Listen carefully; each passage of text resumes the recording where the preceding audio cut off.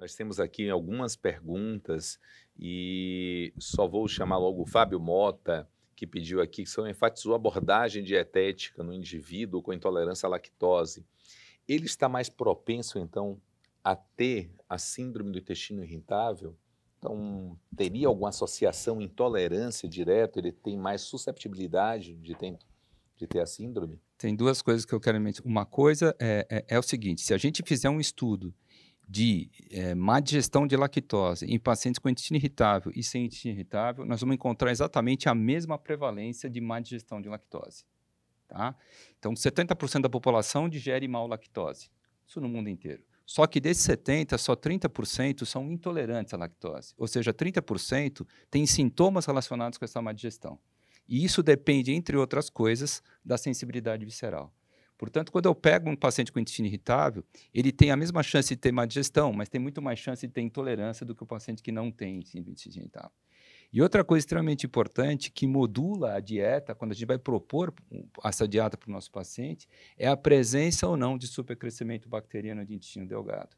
O supercrescimento bacteriano causa intolerâncias, altera inclusive os testes respiratórios para intolerâncias alimentares. Então é extremamente importante que a gente pense no supercrescimento em pacientes que têm fator de risco ou que têm sintomas compatíveis, como a doutora Maria do Carmo apenas mencionou, porque se o paciente tiver supercrescimento bacteriano, ele pode, por exemplo, fermentar a lactose antes que a lactase desdobre a lactose. E isso cria intolerância à lactose mesmo em pacientes que não têm hipolactasia primária do adulto.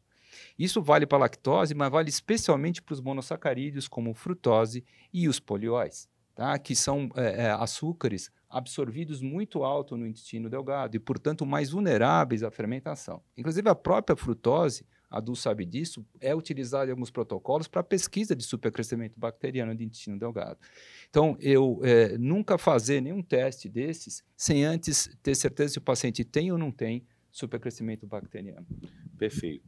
O professor James, lá de Alagoas, mandou perguntar para vocês dois aqui um fato interessante. Com a nova era dos psicobióticos, desse novo resgate que a gente está tendo para a síndrome do intestino irritável, como nós podemos abordar o uso desses probióticos? Qual o racional que nós podemos esperar nesses próximos trabalhos da literatura e já na prática clínica para o paciente constipado, para o paciente diarreico?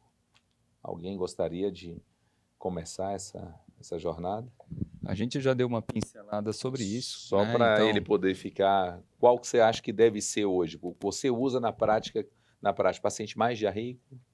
olha, depende muito. Eu uso em ambos os pacientes, né? Independentemente da apresentação da síndrome, você vai escolher as cepas probióticas ou combinações de cepas probióticas de acordo com a evidência que você tem com essas cepas.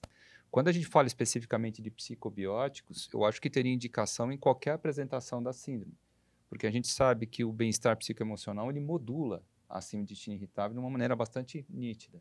Então, tem sentido se usar psicobióticos em qualquer apresentação da síndrome, levando também em consideração que a disbiose é aparentemente importante na fisiopatologia, pelo menos na grande maioria dos pacientes, embora nem todos, né? Existem trabalhos agora da Inglaterra que mostram que uma boa parte, sei lá, 10 a 20% dos pacientes não tem uma microbiota muito diferente dos pacientes que têm, que não têm síndrome do intestino irritável. Isso é interessante.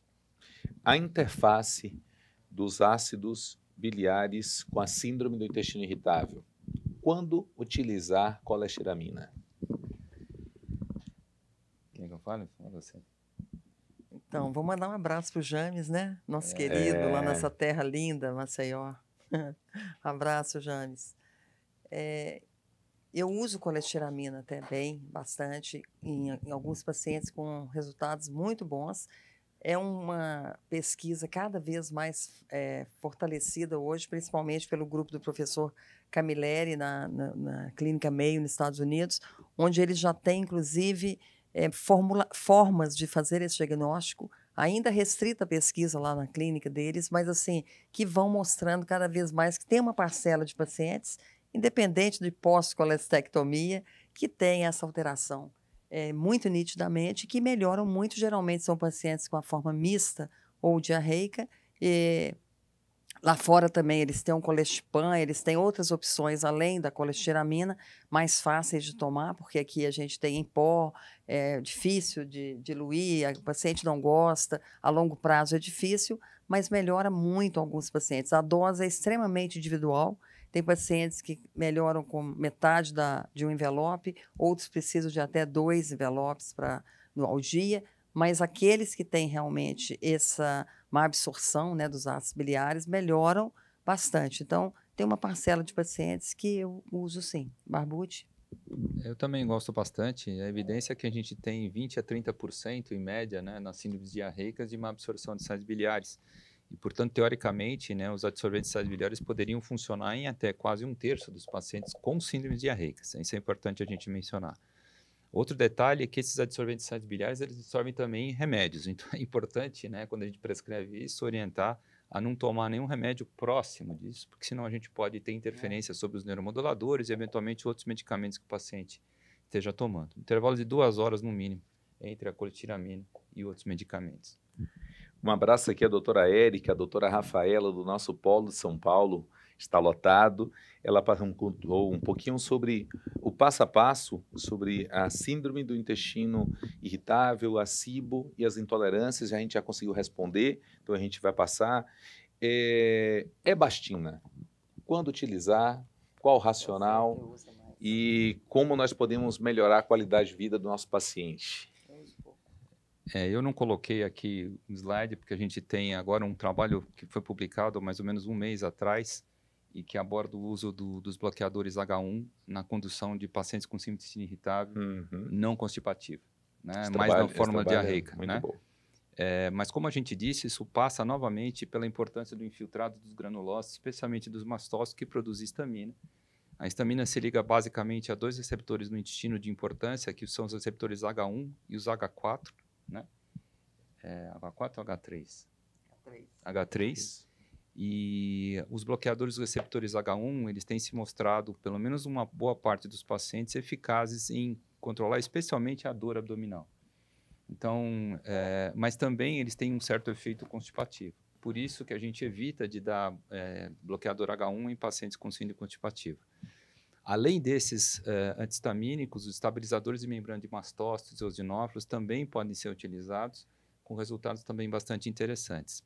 A diferença do uso de antihistamínico, estabilizador de membrana de mastócitos e eosinófilo, na síndrome do intestino irritável e nas síndromes alérgicas, é justamente a dose. Diferentemente dos neuromoduladores, que a gente acaba usando doses menores do que o psiquiatra e o neurologista usa, nos bloqueadores H1, estabilizadores de membrana de mastócito, a gente usa doses maiores, né? Mas eu uso com relativa frequência. Perfeito. Professora? Eu queria perguntar para você, Barbucci, a sua experiência, dose que você usa da ondansetrona e da pregabalina. Então, da ondansetrona, eu deixo livre para o meu paciente mudar a dose, a posologia, de acordo com a resposta intestinal. Sempre na diarreia? Sempre na diarreia. Eu começo com 24 miligramas por dia, às vezes chego até 32, depende se for uma diarreia um pouco mais intensa.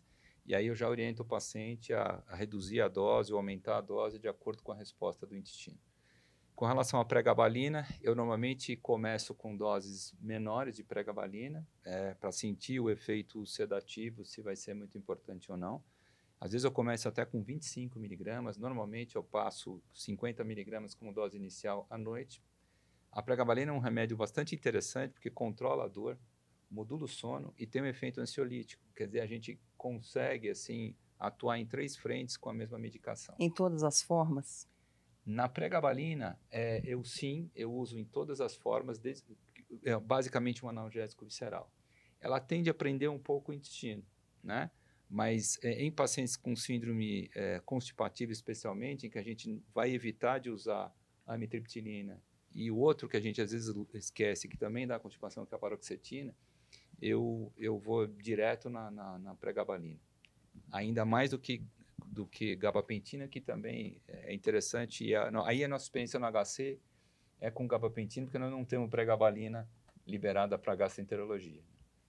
Só lembrando que a ondansetrona, eu também uso igual, ela não melhora a dor, só a diarreia. Então a gente tem que associar um antiespasmódico, porque temos que lembrar da dor abdominal, que muitas vezes é o sintoma mais importante. Então, associa um antiespasmódico. Uma pergunta para os dois. A gente consegue controlar a síndrome do intestino irritável com uma medicação ou com frequência vocês combinam medicações? Então, os antiespasmódicos, eles atuam na dor. Alguns deles, até o paciente nos diz, olha, melhorei a constipação, melhorei a diarreia, mas não são especificamente para isso. Nós temos apenas os serotoninérgicos, né? A tegazeróide que não temos mais, a Losetron que não temos, os serotoninérgicos que tínhamos, a procaloprida, a lubiprostona, que saiu do mercado agora. Então, esses sim, há evidências de que na forma com constipação são monoterapia. Melhora a dor e a constipação. Tegazeróide, nós tivemos uma boa experiência nesse sentido e começávamos a ter com a lubiprostona, mas ela precocemente saiu do mercado. Então, como monoterapia hoje no Brasil, não temos. Assim, depende muito também da gravidade, né? Claro, Às vezes o paciente tem uma sinusite irritável leve, né? E aí o antiespasmódico, eventualmente com a dieta, talvez resolva. Né? A gente tem também nas síndromes constipativas hoje a procaloprida, né? Que não melhora a dor. Mas por isso o antiespasmódico junto. Pois é. Monoterapia não temos. E tem o sumatriptan também. Que a gente recebe paciente muito grave, entre aspas, né? Aspas, então a gente esquece, assim, mas raramente a gente não vai medicar quando chega no gastro, né? Um abraço aqui, temos vários polos pelo Brasil, Cascavel, um abraço a todos vocês, Goiânia está lá com a turma do mestre Jofre, Elisa está lá com todos, tem Polo Espírito Santo, na Nordeste, espalhado por São Paulo, são 18 polos, nossa gratidão a vocês que estão aí, estão bem, estão jantando daqui a pouco, e a gente ainda vai trabalhar mais um pouco aqui.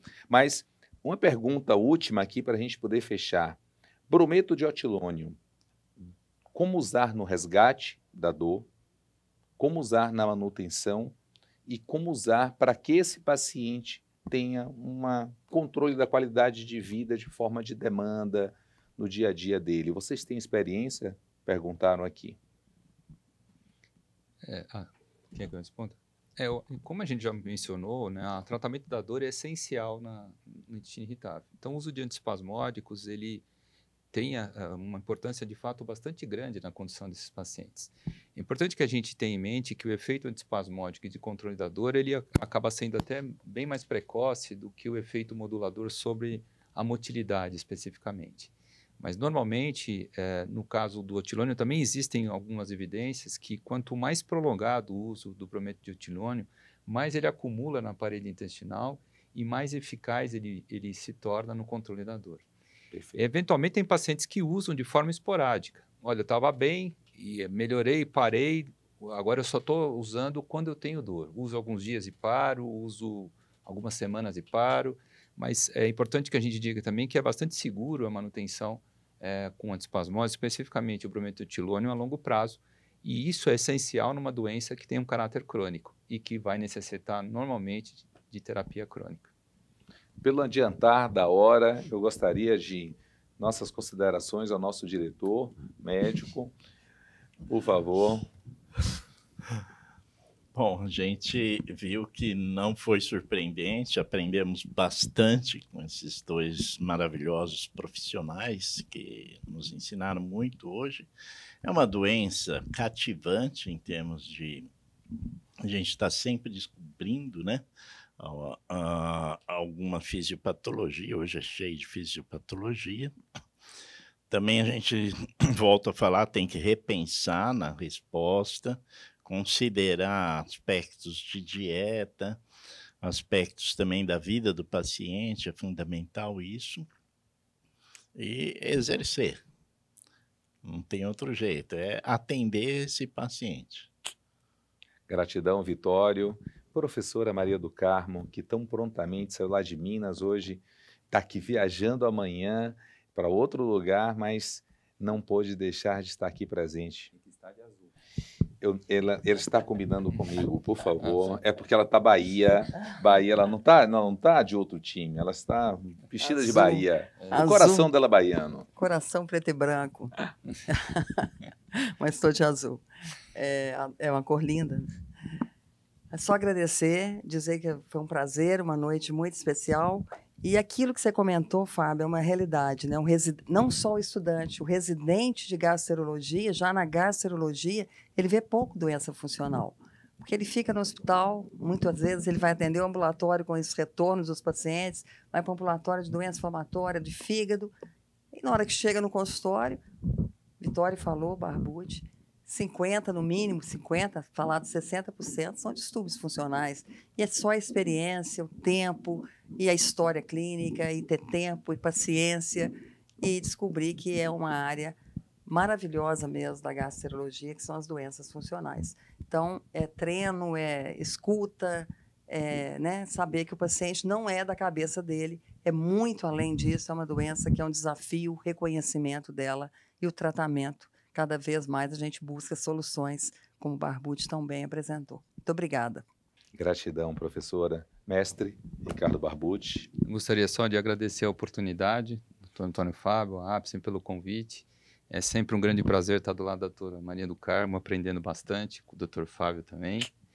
E só ressaltar a importância que as doenças funcionais têm. Eu costumo falar para os meus residentes que é o seguinte: se vocês souberem conduzir um paciente com doença funcional e um paciente com doença do refluxo, vocês praticamente já resolveram o problema de gastroenterologia, né, Edu?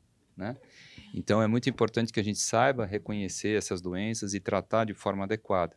E pela cronicidade, eventualmente pela gravidade de muitos pacientes, um paciente que melhora com uma abordagem bem feita, a gente fica realmente muito satisfeito. É o que traz alegria para o médico, é ver que o paciente melhorou. E a gratidão dos pacientes quando melhoram, né, sofrendo por tanto tempo, lembrando que a qualidade de vida é muito prejudicada nesse grupo de pacientes, é enorme. E isso é que deixa a gente feliz também. Então, muito obrigado. Gratidão. Gratidão a todos vocês que estão em casa. São mais de 400 colegas conectados com todos nós. 18 polos somados, nós somos mais de 600 colegas munidos dessa nova abordagem, descomplicando a síndrome do intestino irritável. Acompanhem as redes sociais, vão no nosso canal do YouTube, vão no Quintal da APSEM, vocês vão acompanhar pílulas, o videocast que vão ser desenvolvidos a partir daqui, mas vocês também vão poder mandar para a gente interagir com nossas redes, mandando essas dúvidas. Muitas perguntas aqui não podemos responder, porque realmente tem muita coisa, mas outros desses virão. Essa síndrome é tão impactante que saiu agora no Globo, está em todos os jornais, o quanto que nós precisamos estar prontos para essa atuação. Convidamos você, jovem gastro, para poder fazer parte dessa paixão que é a neurogastroenterologia.